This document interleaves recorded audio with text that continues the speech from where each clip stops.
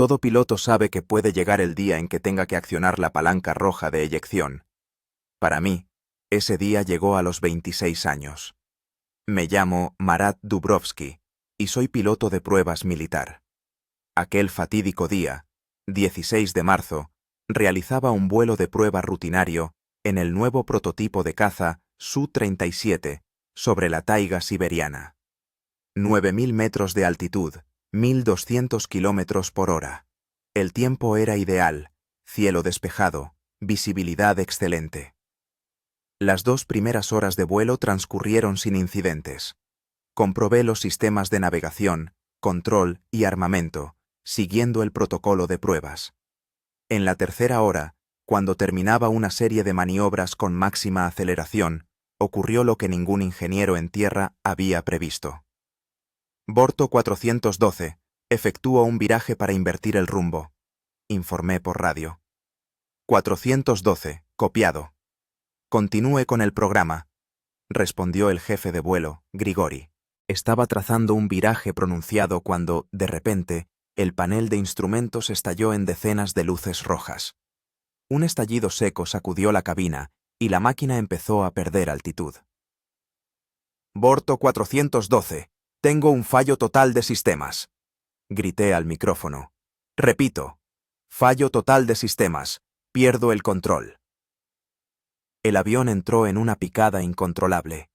Luchaba con la palanca intentando enderezar la máquina, pero la hidráulica no respondía. El altímetro marcaba un descenso vertiginoso. 8.000, 7.000, 6.000 metros. 412, eyéctese. Repito, eyéctese inmediatamente. La voz de Grigori irrumpió entre la estática. Hasta el último momento intenté salvar la máquina. Reinicié los sistemas, pasé a la alimentación de emergencia, activé el control de emergencia. Todo fue inútil. Al descender por debajo de los 4.000 metros, tomé la única decisión posible. Me voy. Solté brevemente por el canal y tiré de la palanca roja de eyección. Un golpe potentísimo me sacó el aire de los pulmones.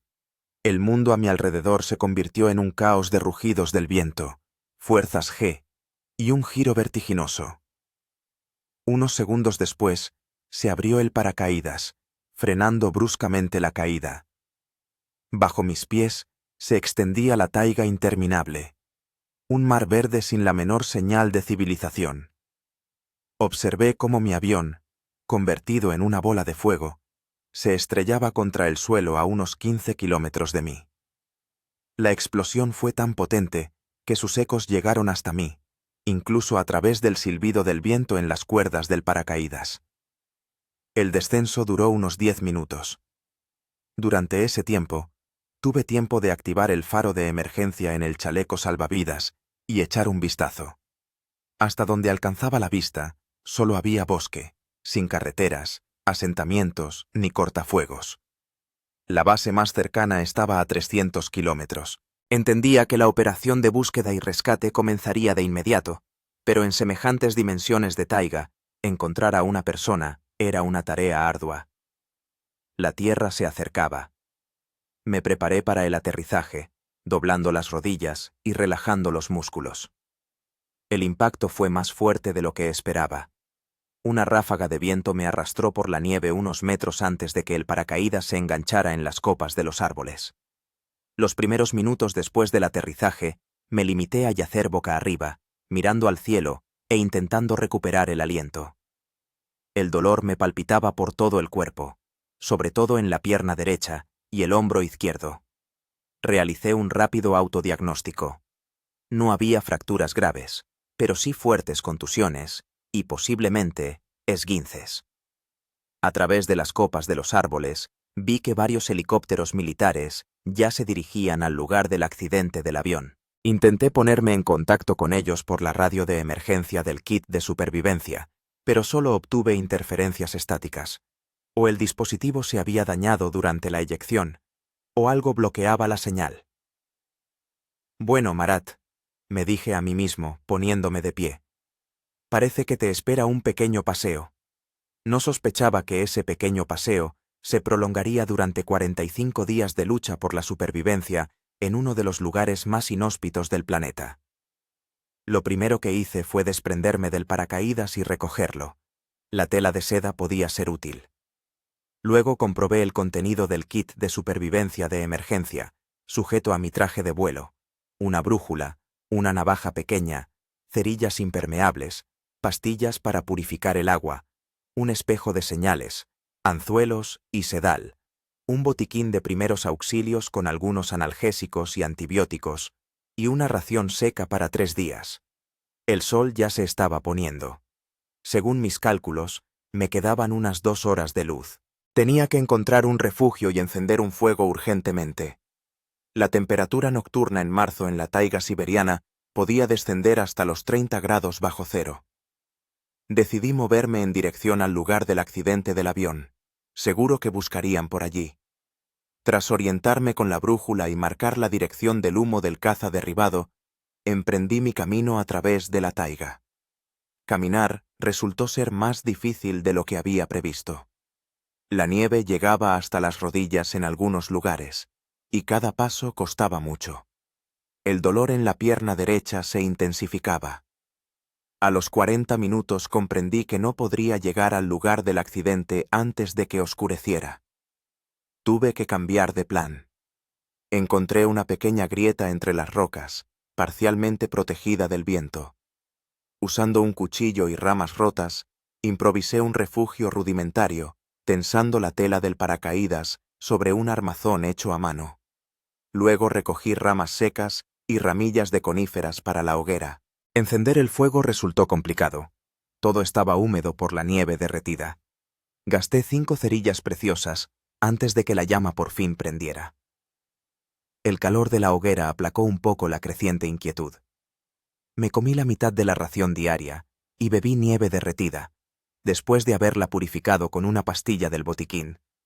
Sentado junto al fuego, observé cómo los últimos helicópteros de búsqueda regresaban a la base. Sobrevolaban la zona del accidente aéreo, pero no miraban en mi dirección. Mi baliza de emergencia debía estar transmitiendo una señal, pero algo había fallado. Cuando oscureció por completo, me metí en el refugio improvisado e intenté dormir. La temperatura caía en picado. A pesar de la hoguera y el cálido traje de vuelo, el frío me calaba hasta los huesos.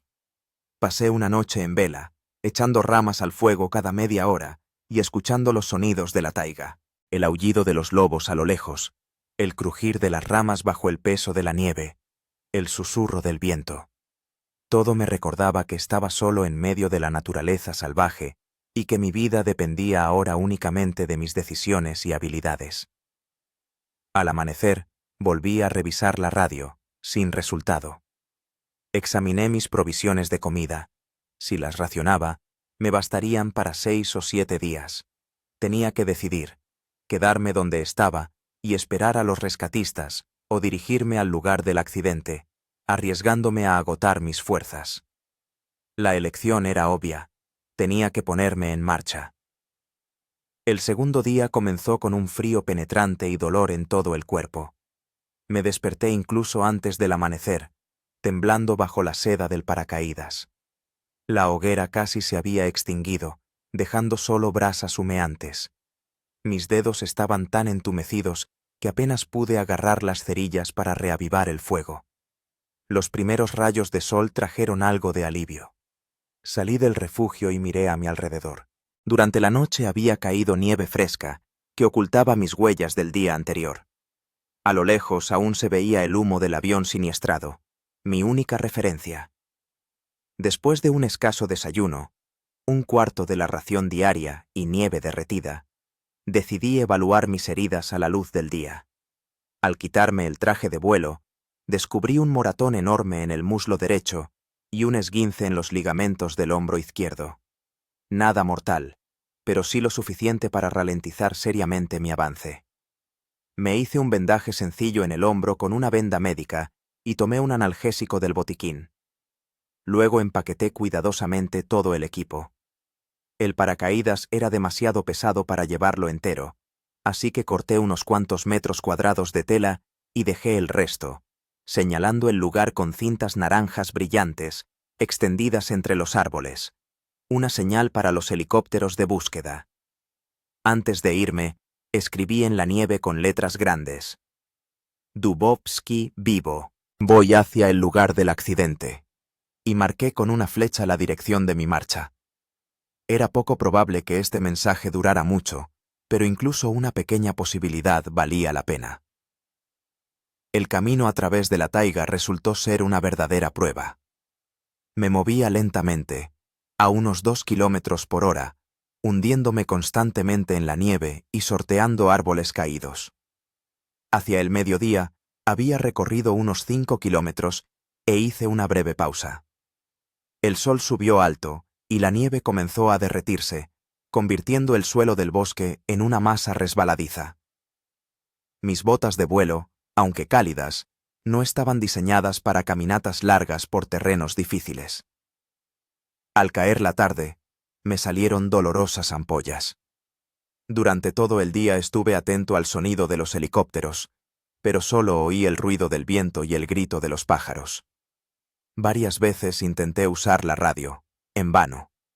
El espejo de señales era inútil sin la luz directa del sol, que no penetraba a través del denso dosel de los árboles. Al ponerse el sol, había recorrido unos 10 kilómetros. El humo del avión siniestrado estaba más cerca, pero hasta el lugar del accidente quedaban todavía unos 5 kilómetros, demasiado lejos para llegar antes del anochecer. Encontré un abeto grande con ramas bajas y densas, que formaban un refugio natural. Después de limpiar la nieve, construí un lecho con ramas de abeto y encendí una hoguera. Para la cena, me permití la mitad de la ración diaria y la última pastilla de analgésico. La noche fue aún más fría que la anterior. Apenas dormí, manteniendo el fuego encendido y escuchando cada crujido. Varias veces me pareció oír un helicóptero acercándose, pero solo era el viento jugando en las copas de los árboles. La mañana del tercer día me recibió con una sorpresa desagradable. Una ventisca. La visibilidad se redujo a unos pocos metros y las ráfagas de viento eran tan fuertes que me tiraban al suelo. Comprendí que seguir adelante en esas condiciones era un suicidio. Tuve que pasar todo el día reforzando el refugio. Construí una cabaña primitiva con ramas de abeto y tela de paracaídas, y creé una reserva de leña suficiente para mantener el fuego encendido durante un día. La ventisca arreció durante todo el día y toda la noche, obligándome a quedarme donde estaba. Hacia la mañana del cuarto día, el tiempo mejoró, pero descubrí un nuevo problema. Mis provisiones de comida se estaban agotando. Quedaba comida para un máximo de 2 días, incluso racionándola estrictamente. Tenía que acelerar el avance hacia el lugar del accidente o aprender a procurarme alimento en la taiga. Decidí combinar ambos enfoques. Mientras me dirigía hacia el avión, empecé a colocar trampas rudimentarias para animales pequeños, utilizando las cuerdas del paracaídas y los conocimientos adquiridos durante los cursos de supervivencia. En cada alto, buscaba plantas comestibles, pero en marzo, la taiga aún dormía bajo la nieve. Al atardecer del cuarto día, por fin llegué al lugar del accidente. El espectáculo era desolador. De un avión con un valor de miles de millones de rublos solo quedaban restos calcinados, esparcidos por una extensa área. Un cráter negro en la nieve marcaba el punto del impacto principal. Alrededor había rastros evidentes de una operación de búsqueda, nieve pisoteada, banderas de señalización, incluso varias raciones de comida abandonadas, que recogí con avidez. Aparentemente, los rescatistas habían inspeccionado minuciosamente la zona, pero luego la habían abandonado. Posiblemente, habían llegado a la conclusión de que no había sobrevivido o habían concentrado la búsqueda en otra área. Encontré un fragmento relativamente intacto del fuselaje que podía servir de refugio y me acomodé allí para pasar la noche. Entre los escombros descubrí varios objetos útiles: un trozo de lona, una cantimplora de aluminio, restos de cables eléctricos y, lo más valioso, un juego de herramientas de emergencia con un pequeño hacha. Esa noche, por primera vez en 4 días, dormí relativamente tranquilo, sabiendo que me encontraba en el lugar donde era más probable que me buscaran. Antes de dormir, construí una gran señal SOS con los restos del avión en un espacio abierto, que debía ser visible desde el aire. Al despertarme al quinto día, oí el sonido largamente esperado de las hélices de un helicóptero. El corazón me latió con fuerza. Salí corriendo del refugio, agitando un trozo naranja de paracaídas y disparando bengalas del kit de emergencia que había encontrado. El helicóptero sobrevoló el lugar del accidente durante unos 20 minutos. Grité, hice señales, corrí por la nieve, pisoteando gigantescas letras SOS. Pero no me vieron. O me vieron, pero por alguna razón no pudieron aterrizar. El clima era ventoso, con ráfagas de hasta 15 metros por segundo. Cuando el helicóptero se fue, me desplomé en la nieve, presa de la desesperación. Por primera vez desde el lanzamiento, sentí cómo las lágrimas me corrían por la cara. Estaba tan cerca del rescate, pero no podía permitirme rendirme. Secándome las lágrimas, empecé a planificar los siguientes pasos.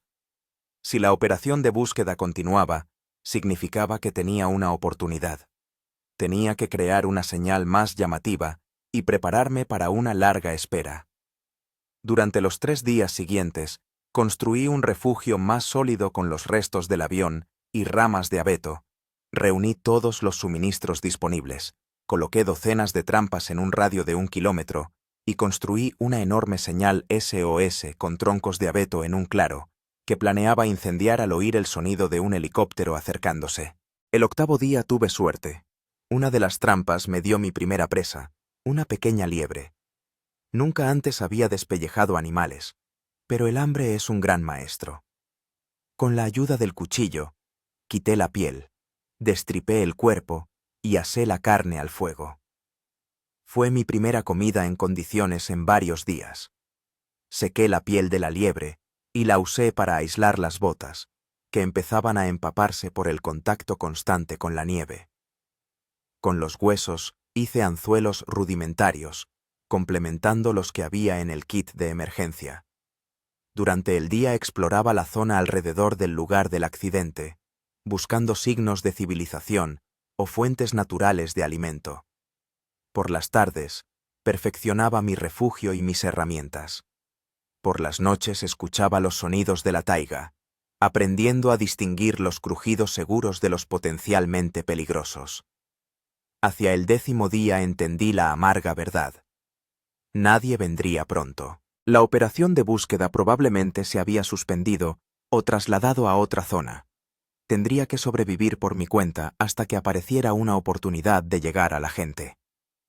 Tomé una decisión: quedarme en el lugar del accidente una semana más y luego, si la ayuda no llegaba, empezar a moverme en dirección sur, donde, según mis cálculos, a unos 150 o 200 kilómetros, debía haber una vía férrea.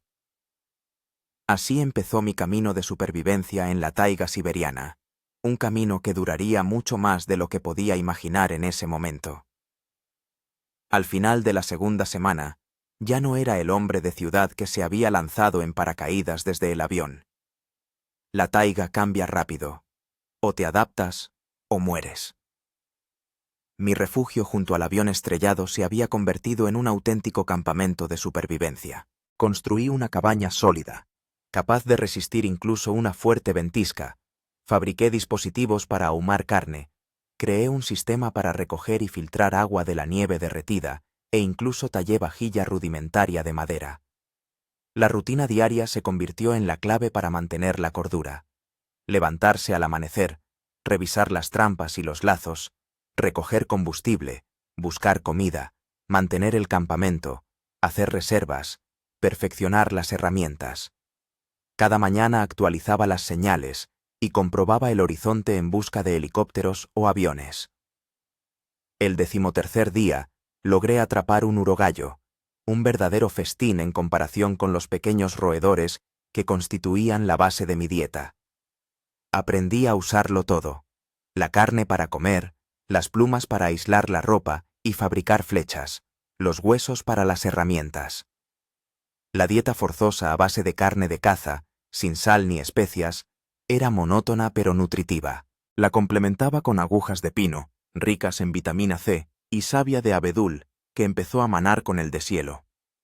Alargaba cada comida, saboreando cada bocado, transformando el acto de comer en una meditación de gratitud. El 15º día trajo una nueva prueba. Me puse enfermo. Empezó con un ligero escalofrío que rápidamente se convirtió en fiebre y debilidad.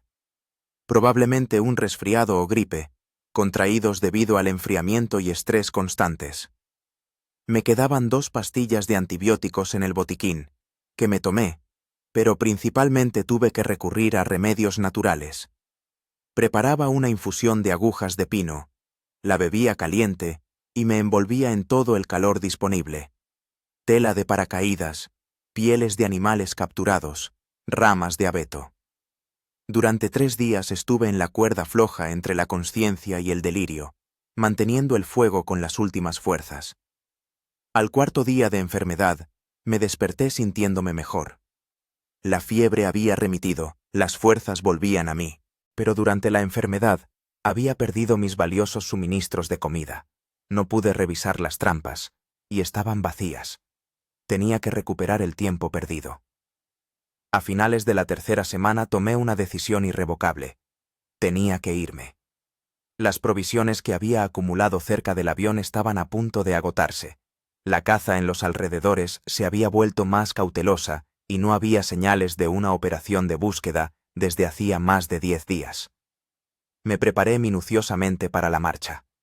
Fabriqué una mochila primitiva con tela de paracaídas y restos del avión. Tejí raquetas de nieve con ramas flexibles y cuerdas de paracaídas. Elaboré un bastón resistente y una lanza para protegerme y cazar. Reuní todas las herramientas útiles y la máxima cantidad de provisiones que pude cargar.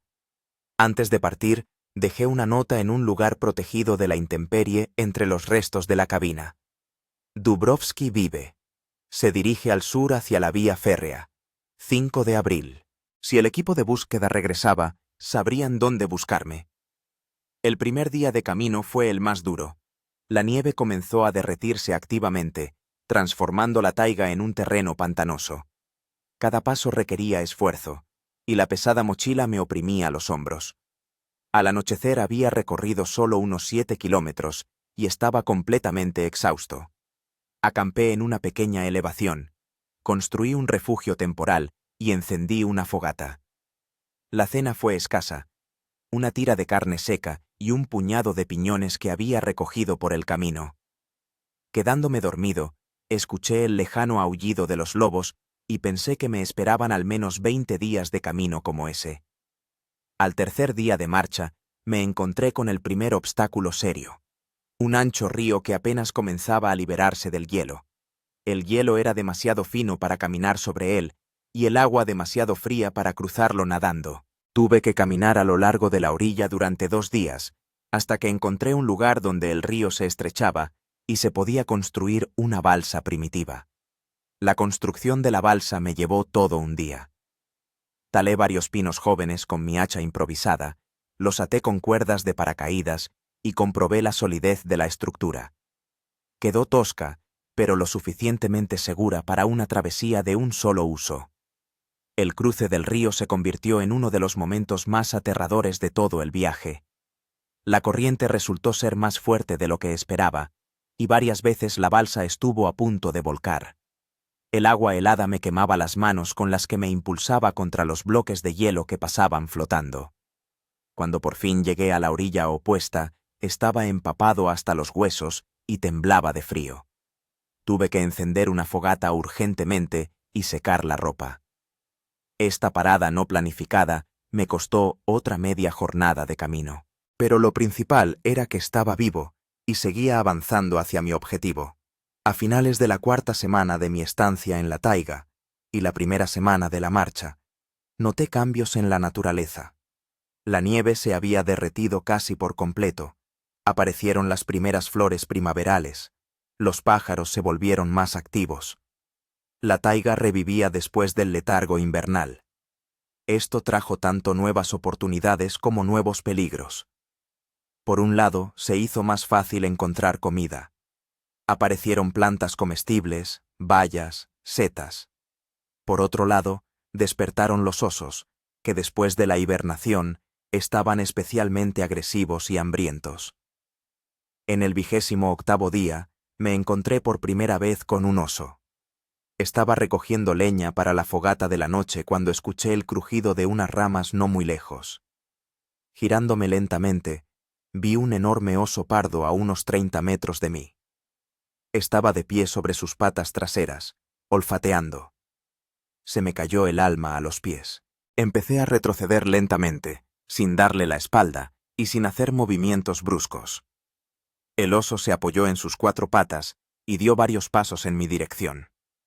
Comprendí que huir era inútil. El oso me alcanzaría en cuestión de segundos. La única oportunidad era parecer más grande y peligroso.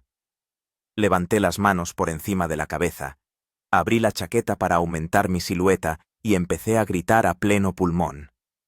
Luego agarré la rama más cercana y empecé a golpearla contra los árboles, creando el máximo ruido. Para mi alivio, la táctica funcionó. El oso se quedó de pie durante unos segundos, reflexionando, luego resopló y se retiró lentamente al bosque. No me moví durante 15 minutos más, hasta que me aseguré de que el peligro había pasado. Después de este encuentro, me volví mucho más cauteloso. Antes de acampar, inspeccionaba cuidadosamente la zona en busca de huellas de osos. Guardaba la comida lejos del lugar donde dormía, colgándola de los árboles. Durante el trayecto, hacía ruido para advertir a los animales de mi presencia con antelación. Al 30º día, mis recursos físicos empezaron a agotarse. A pesar de alimentarme regularmente con caza y productos vegetales, había perdido unos 15 kilos de peso. Cada mañana costaba más que la anterior. Los músculos me dolían, las articulaciones crujían y apenas tenía energía para unas pocas horas de movimiento activo. Empecé a practicar un régimen de ahorro de energía. Me movía más despacio, hacía más paradas, elegía con más cuidado el recorrido, evitando subidas y bajadas innecesarias. Todas las noches me masajeaba las piernas y la espalda con una infusión de pino para aliviar la tensión. El día 33 llegué a una pequeña cordillera que no aparecía en mi imagen mental del mapa. Rodearla supondría perder al menos 3 o 4 días. Decidí ir directo, cruzando por un puerto de montaña. La subida me llevó todo el día y resultó agotadora. A una altura de unos 1000 metros volvió a aparecer la nieve, dificultando el avance. El viento arreció, calando hasta los huesos mi ropa gastada. Al atardecer llegué al paso, pero estaba demasiado exhausto para empezar el descenso en la oscuridad.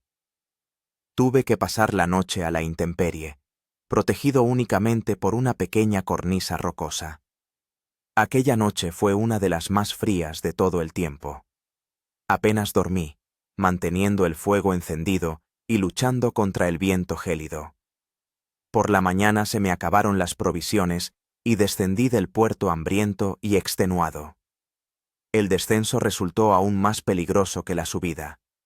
En varias ocasiones resbalé sobre las rocas mojadas y estuve a punto de despeñarme.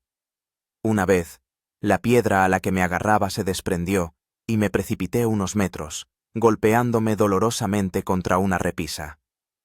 Por suerte, no sufrí heridas graves, solo rasguños profundos y contusiones. Al anochecer del día 34, por fin descendí de la cordillera y llegué a un valle cubierto de un denso bosque. Allí hacía notablemente más calor, y la naturaleza me deleitó con su diversidad. Plantas en flor, bayas, setas, multitud de aves y pequeños animales. Pasé 2 días en este valle, recuperando fuerzas y reponiendo provisiones. Logré pescar algunos peces en un pequeño arroyo utilizando una caña rudimentaria y también recogí suficientes bayas y plantas comestibles. Por primera vez en mucho tiempo, sentí una oleada de optimismo. Quizás la parte más difícil del camino había quedado atrás. El día 37 continué mi camino hacia el sur. Ahora me movía por un terreno relativamente llano.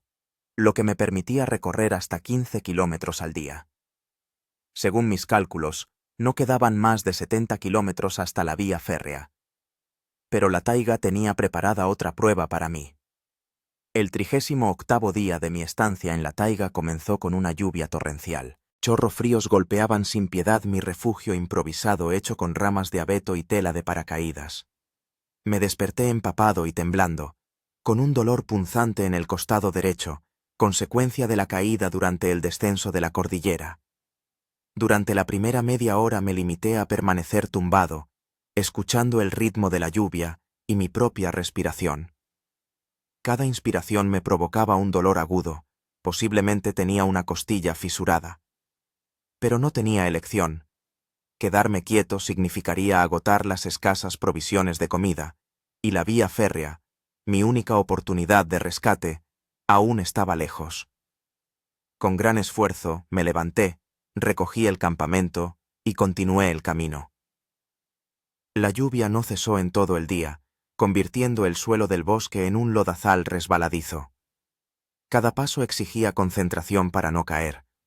A mediodía, mi ropa estaba empapada hasta los huesos y mis manos tan entumecidas que apenas podía sujetar el bastón. Al anochecer, la temperatura empezó a descender y la lluvia se convirtió en aguanieve. Comprendí que, si no encontraba un lugar lo suficientemente seco para pasar la noche y no encendía un fuego, podría no sobrevivir hasta la mañana. Tras una hora de búsqueda desesperada, descubrí una pequeña cueva en una cornisa rocosa. No tenía más de 2 metros de profundidad, pero era suficiente para resguardarme de la intemperie. Encender un fuego resultó una tarea casi imposible. Todos los materiales disponibles estaban mojados y mis cerillas, casi agotadas. Gasté 5 cerillas valiosas antes de que la yesca, finalmente, prendiera con una llama débil.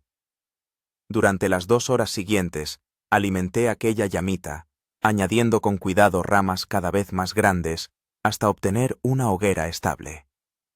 Después de quitarme la ropa mojada, la colgué alrededor del fuego y me envolví en un trozo relativamente seco de tela de paracaídas. La cena fue escasa. La última tira de carne seca y un puñado de piñones. Mientras me dormía al crepitar del fuego, pensaba en lo rápido que puede cambiar la situación en la naturaleza salvaje.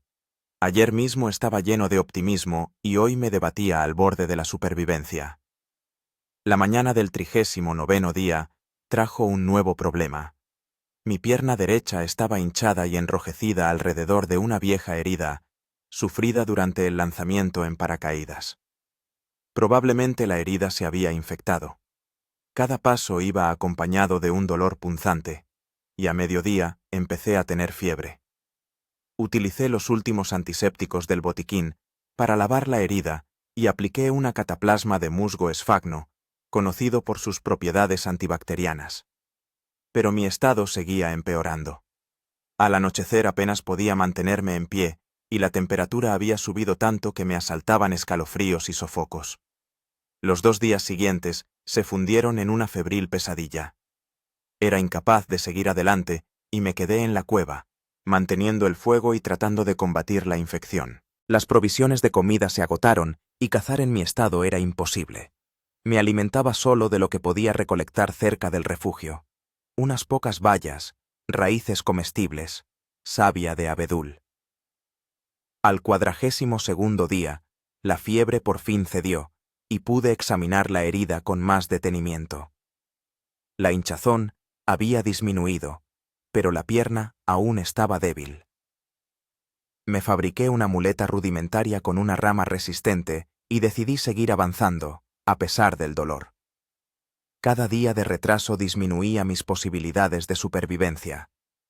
Los 3 días siguientes fueron una auténtica prueba de fuerza de voluntad. Me movía con una lentitud exasperante, recorriendo no más de 5 o 6 kilómetros al día. Cada paso requería un esfuerzo, cada cuesta parecía una montaña infranqueable. Apenas dormía por las noches, atormentado por el dolor y el hambre. Pero también había buenas noticias. El tiempo mejoró y el bosque se volvió más generoso. Aprendí a encontrar plantas comestibles que antes no había notado, brotes jóvenes de helecho, cebolla silvestre, las primeras setas primaverales. Una vez incluso logré atrapar un pequeño pez con las manos desnudas en un arroyo poco profundo. Un verdadero festín después de días de subsistencia a duras penas. El 45º día de mi estancia en la taiga, ocurrió lo que considero un auténtico milagro. Mientras superaba otra subida, escuché un sonido que no podía confundir con nada. El lejano silbido de un tren. Al principio pensé que era una alucinación, resultado del agotamiento y el estrés. Pero el sonido se repitió, ahora con más claridad. Nuevas fuerzas literalmente inundaron mi cuerpo exhausto. Olvidándome del dolor en la pierna, empecé a escalar la colina más cercana para tener una mejor vista. La subida me llevó casi una hora, pero el resultado valió cada segundo de esfuerzo. Desde la cima de la colina, vi una fina línea de ferrocarril, serpenteando entre las colinas a unos 10 kilómetros al sur. Grité de alegría, permitiéndome por primera vez en muchos días dar rienda suelta a mis emociones. Luego me arrodillé y simplemente contemplé ese símbolo de civilización, sin creerme mi suerte. Según mis cálculos, a buen ritmo podría llegar al ferrocarril en 1 o 2 días.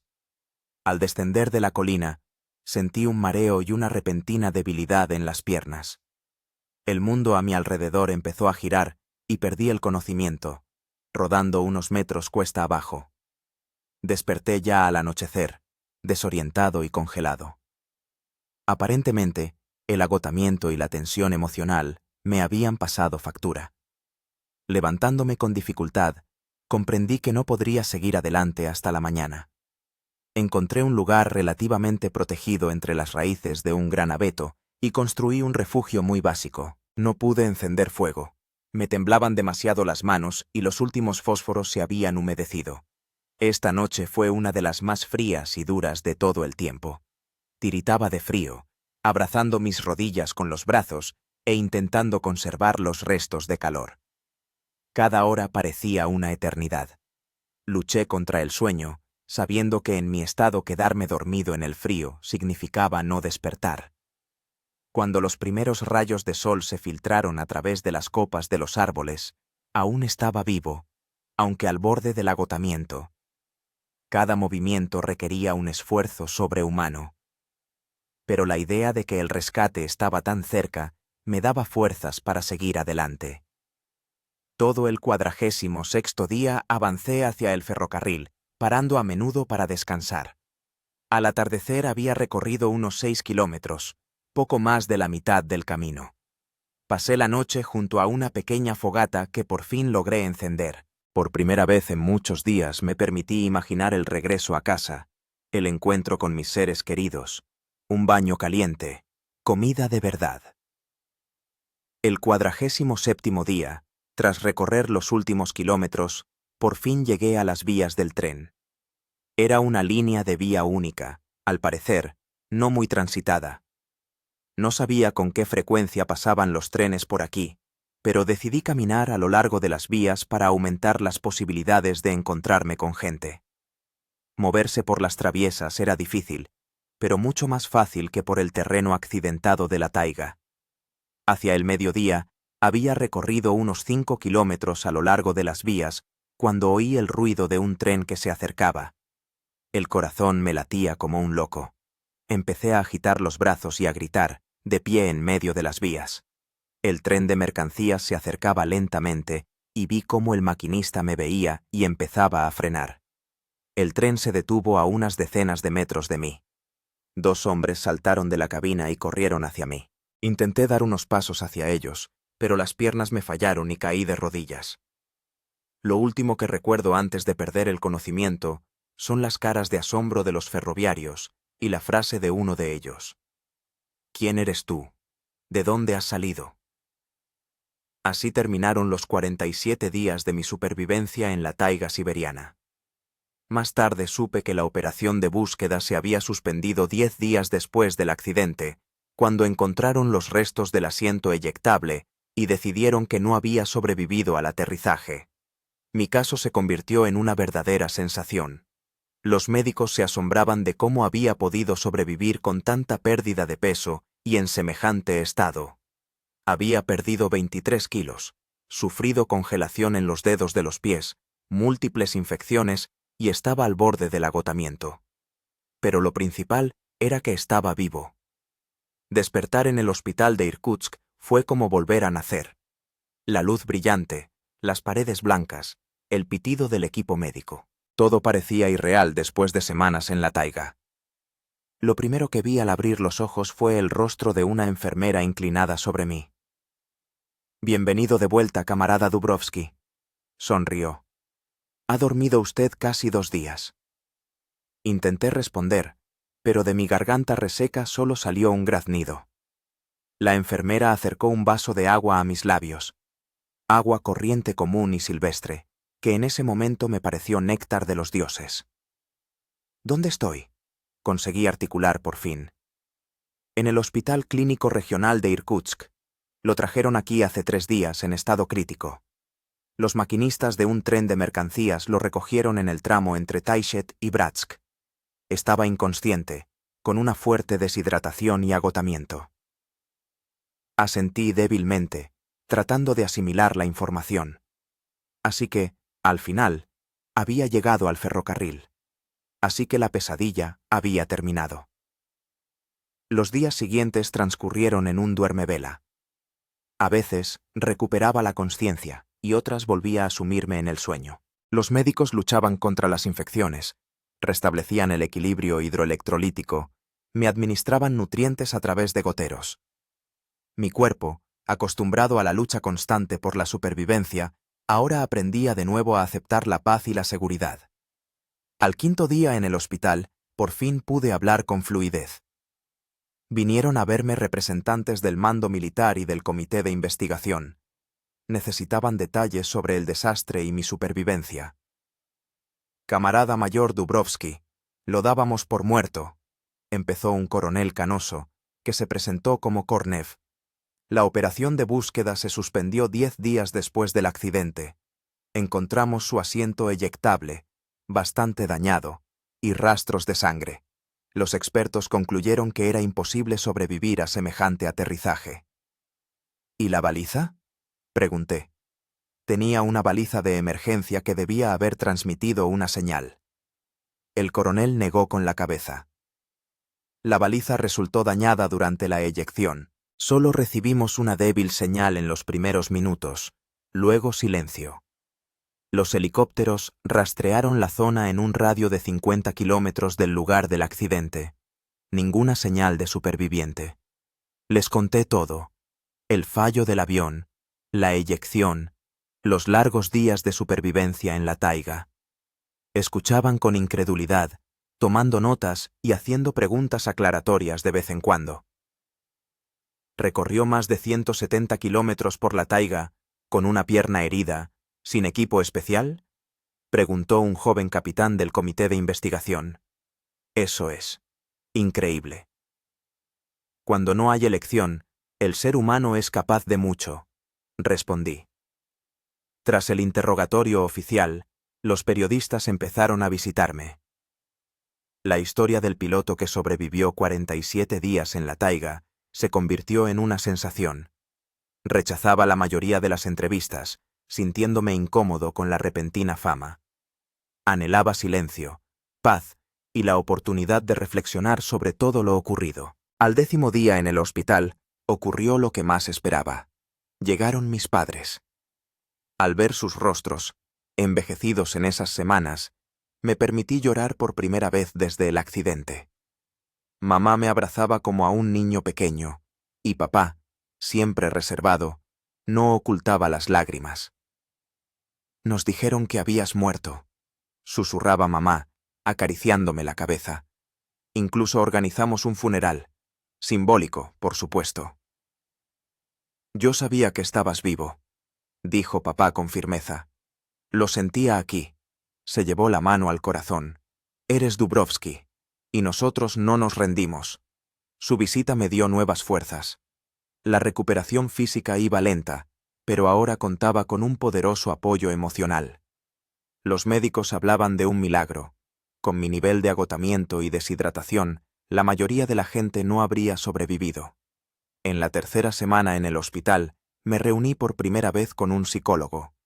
El mando militar insistió en una serie de sesiones, temiendo un trastorno de estrés postraumático. ¿Cómo duerme Marat?, preguntó el psicólogo, un hombre entrado en años con una mirada atenta. Mal, respondí con sinceridad. Me despierto al menor ruido. A veces me parece que todavía estoy allí, en la taiga, y que el hospital es solo una alucinación de mi cerebro moribundo. Es una reacción normal, asintió. Su mente se ha acostumbrado al peligro constante, a la necesidad de estar alerta. Llevará tiempo adaptarse a la vida pacífica. ¿Y si no quiero adaptarme?, pregunté, sorprendiéndome a mí mismo. ¿Y si allí, en la taiga, me sentía más real? El psicólogo me miró atentamente. Cuénteme más sobre eso. Y se lo conté. De cómo en la taiga todo era extremadamente claro. Sobrevives o mueres, cada decisión tiene consecuencias inmediatas. De cómo se agudizaron mis sentidos, de cómo aprendí a oír el bosque, a comprender sus ritmos. De cómo, por primera vez en mi vida, me sentí parte de algo más grande que la civilización humana. ¿Sabe? Hubo un momento allí, dije, mirando por la ventana el paisaje urbano. El día 36 o 37. Estaba sentado a orillas de un arroyo de montaña, pescando con una caña de pescar hecha por mí mismo. El sol se ponía, tiñendo el cielo de colores increíbles. Y de repente sentí tanta paz, tanta armonía, como si todo encajara, como si cada pieza encontrara su lugar. Comprendí que ya no le tenía miedo a la muerte. No es que deseara morir, no, luchaba por cada día con uñas y dientes. Pero el miedo se había esfumado. Solo quedaba la aceptación. Si este era mi último atardecer, pues bien, era precioso. El psicólogo guardaba silencio, dejándome desahogarme. Y ahora he vuelto al mundo del ajetreo, de las noticias insustanciales, de los problemas creados. Y a veces me sorprendo pensando, ¿para qué? ¿Para qué luché tan desesperadamente por volver aquí? Lo que está experimentando se conoce como síndrome del retorno, dijo finalmente el psicólogo. Es un fenómeno común entre personas que han vivido situaciones extremas de supervivencia. En circunstancias críticas, su cerebro funcionó a un nivel básico: encontrar alimento, garantizar el calor, evitar el peligro. Todas las funciones superiores, todas las convenciones sociales pasaron a un segundo plano. Es un estado de ser muy puro, muy honesto. El regreso a la complejidad de la civilización puede provocar una disonancia cognitiva. ¿Y qué se supone que debo hacer al respecto? Integrar la experiencia, no negarla. Nunca volverá a ser el mismo Marat Dubrovsky, y eso es normal. Ha pasado por una transformación. Ahora la tarea es encontrar una manera de vivir en sociedad sin perder esa autenticidad que encontró en la taiga. Esas palabras calaron hondo. En los días siguientes reflexioné mucho sobre mi experiencia y sobre cómo me había cambiado. Empecé a llevar un diario, registrando recuerdos de la taiga. No solo las dificultades, sino también los momentos de belleza, de descubrimiento, las pequeñas victorias. En la cuarta semana en el hospital, me visitó el comandante de la Fuerza Aérea del distrito, el teniente general Vorontsov. Me trajo una propuesta oficial para una condecoración por valentía y habilidades excepcionales de supervivencia. Queremos que imparta una serie de conferencias a los cadetes de la escuela de vuelo, dijo el general. Su experiencia es invaluable. El hecho de que haya sobrevivido en esas condiciones, sin una formación especial de supervivencia, es fenomenal. Agradecí la oferta, pero no di una respuesta definitiva. La idea de volver al servicio militar me provocaba sentimientos encontrados. Por un lado, la aviación había sido mi vida. Por otro, ya no estaba seguro de querer seguir el mismo camino. En la quinta semana, los médicos finalmente me permitieron dar paseos cortos por los terrenos del hospital. La primera vez que salí a la calle, me abrumaron los sonidos de la ciudad, el ruido de los coches, las voces de la gente, la música que salía de alguna ventana. Después del silencio de la taiga, interrumpido solo por sonidos naturales, este caos sonoro me parecía insoportable. Encontré un rincón tranquilo en el jardín del hospital y simplemente me senté allí, cerrando los ojos e intentando meditar, como lo hacía en la taiga. Pero alcanzar el mismo estado de calma aquí era imposible. En la 6ª semana me dieron el alta del hospital con la recomendación de continuar la rehabilitación en un sanatorio. Físicamente me había recuperado en un 70% aproximadamente. Había ganado peso, las infecciones habían remitido, las heridas habían cicatrizado. Pero la adaptación psicológica no hacía más que empezar. Antes de irme al sanatorio, concedí una gran entrevista, no por fama, sino para cerrar el tema con los medios y evitar el acoso de los periodistas. Conté mi historia con honestidad, sin adornos, haciendo hincapié en que había sobrevivido no gracias a cualidades especiales, sino más bien a una combinación de conocimientos básicos, perseverancia y suerte. ¿Qué fue lo más difícil?, preguntó el periodista. Me quedé pensando. No el hambre, no el frío, no el dolor físico. Lo más difícil fue la aceptación de lo desconocido. Entender que podía hacer todo bien y aún así no sobrevivir. O que podía cometer un error que me costaría la vida, y nadie sabría nunca lo que me pasó. En algún momento dejé de pensar en el rescate y empecé a vivir simplemente día tras día, haciendo todo lo que estaba en mi mano y aceptando que eso podría no ser suficiente. ¿Y qué le dio esa experiencia? La comprensión de que controlamos mucho menos de lo que creemos, y que eso es normal. La vida es frágil e impredecible, y ahí reside su belleza. En el sanatorio, situado a orillas del lago Baikal, pasé otro mes. Poco a poco fueron regresando las fuerzas, cicatrizando las últimas heridas, tanto físicas como emocionales. Paseaba mucho por la orilla del lago, observando el agua y el cielo, encontrando una profunda satisfacción en estas sencillas actividades. Un día, durante uno de esos paseos, me encontré con un anciano buriato, un pescador local. Me reconoció por las fotos de los periódicos y se acercó a saludarme. La taiga te puso a prueba y te dejó ir, dijo, mirándome con sus penetrantes ojos oscuros. Eso es raro. Normalmente, o te lleva o te rechaza de inmediato. Pero a ti te aceptó como suyo, y luego te permitió marcharte. Es un don. ¿Qué don?, pregunté. El don de ver el mundo tal como es, sin ilusiones. El don de conocer tu verdadera fuerza y tus verdaderas debilidades. No a muchos se les concede ese conocimiento. Sus palabras tocaron algo profundo en mi interior. En ellas había una verdad que sentía pero no podía formular. Después del sanatorio tenía que decidir qué hacer a continuación. El mando militar me proponía seguir en el servicio como instructor o pasar a un trabajo de oficina. Por el momento, no se hablaba de volar debido a mi estado de salud.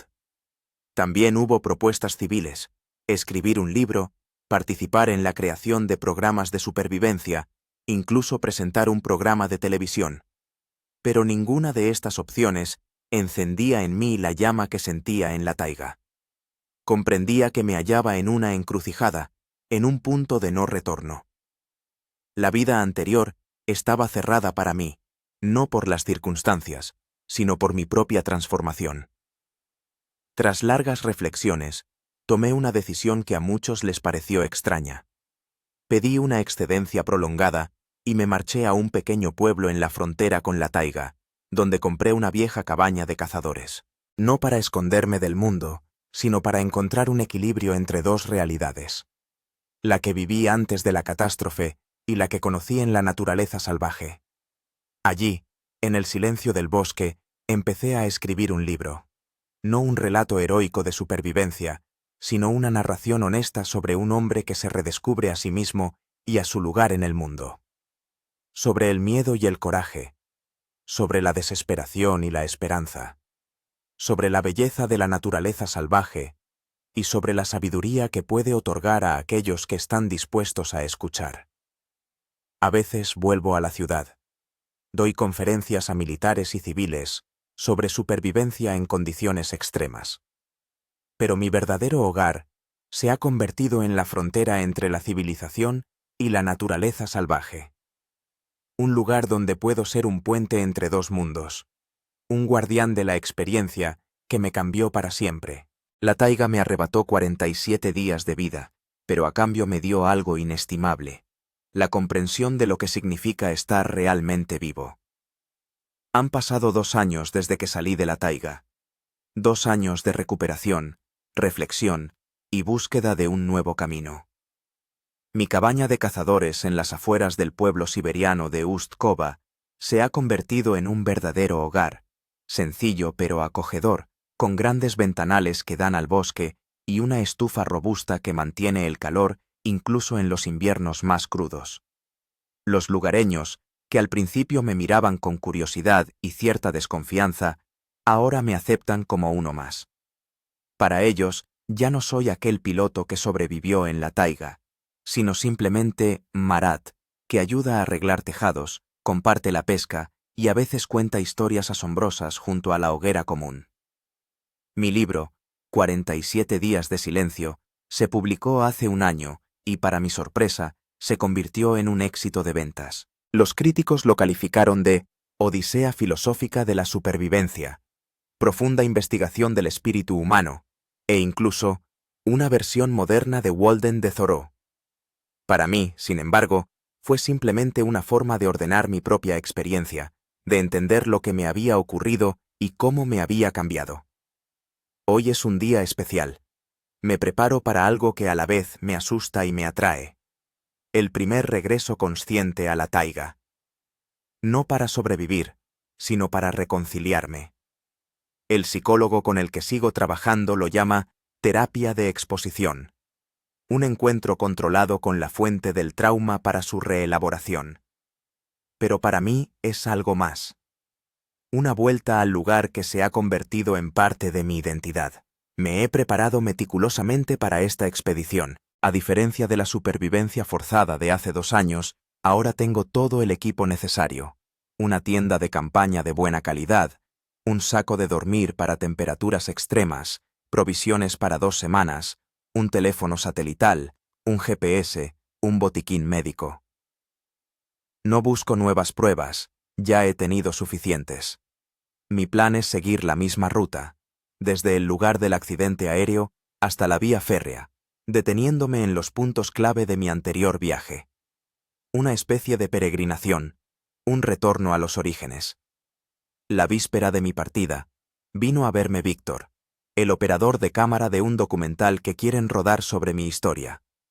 Al principio me negué, pero luego comprendí. Es una oportunidad para mostrar a la gente no solo el drama de la supervivencia, sino también la belleza de la naturaleza salvaje, su fuerza y su sabiduría. ¿Estás seguro de que quieres hacer esto?, preguntó Víctor durante la cena, mientras discutíamos los detalles del próximo viaje. Volver a experimentar algo así. Puede ser duro. Miré el fuego en la estufa, recordando cómo luché desesperadamente por cada chispa en la gélida taiga. Hace 2 años, la taiga casi me mata, respondí. Pero también me salvó. Me enseñó a ver, a oír, a sentir de verdad. Tengo que volver para cerrar el círculo. No como una víctima, sino como un alumno que ha venido a agradecer a su severo maestro. Víctor asintió.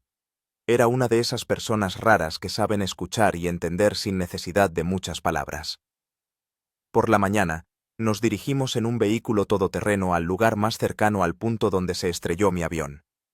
A partir de ahí, tuvimos que caminar unos 15 kilómetros a través de la taiga. Sentí cómo la tensión interna aumentaba con cada kilómetro. Mi cuerpo recordaba este camino, cada músculo respondía a las imágenes y olores familiares. Cuando llegamos al lugar del accidente, me asombró ver cómo la naturaleza ya había empezado a engullir las huellas de la tragedia humana. Los restos del avión, que hace 2 años se alzaban amenazantes y negros sobre la nieve, ahora estaban parcialmente ocultos por la vegetación joven.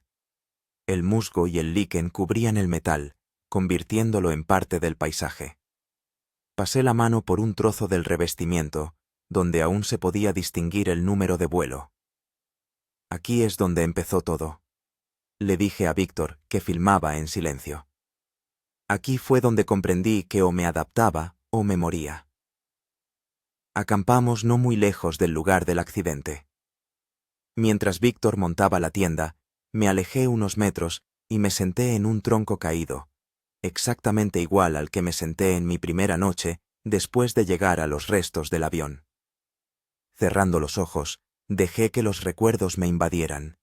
La desesperación cuando el helicóptero se fue sin verme, el hambre que me retorcía el estómago en espasmos, el momento de triunfo cuando conseguí fuego por primera vez frotando madera, el cielo estrellado que parecía infinito sobre la taiga.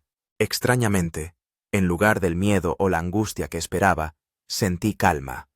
Era como si volviera a casa después de una larga ausencia. «¿Qué tal estás?», preguntó Víctor, acercándose a mí. «Bien», respondí sinceramente. «Mejor de lo que esperaba». Los siguientes 10 días seguimos mi antigua ruta. Le mostré a Víctor los lugares donde había acampado, le conté las dificultades y los descubrimientos de cada día. Filmamos no solo mis relatos, sino también aspectos prácticos de la supervivencia. Cómo construir un refugio, hacer fuego, encontrar comida y agua, orientarse sin instrumentos. Al tercer día de nuestra travesía, llegamos al río que una vez crucé en una balsa improvisada, jugándome la vida. Ahora, con una lancha inflable y chalecos salvavidas, la travesía duró apenas 15 minutos. Entonces me parecía que este río era tan ancho como un océano, dije, mirando el agua tranquila. Estaba tan exhausto que cada obstáculo me parecía insuperable, pero el ser humano es asombrosamente adaptable. Cuando no hay elección, encuentras fuerzas que ni siquiera sabías que tenías. Al quinto día llegamos a la cordillera que casi se convierte en mi tumba. La subida, que hace 2 años me llevó todo un día de dolorosos esfuerzos, ahora la superamos en 3 horas. Desde la cima se abría una vista impresionante de la taiga, un inmenso mar verde que se extendía hasta el horizonte. Aquí entendí que ya no le temía a la muerte, dije, cuando nos detuvimos a descansar. No es que quisiera morir, no, luché por cada bocanada de aire. Pero el miedo desapareció. Solo quedó aceptación. Pasara lo que pasara, soy parte de este mundo, de este ciclo infinito de vida y muerte. Víctor asintió en silencio, sin dejar de filmar. Agradecía su capacidad para no romper los momentos de silencio con comentarios innecesarios. Al 7.º día ocurrió lo que solo puedo llamar una coincidencia mística. Acampamos junto a un pequeño lago, y fui a revisar las trampas que había puesto por la mañana, más para demostrar la técnica que con la esperanza real de conseguir algo.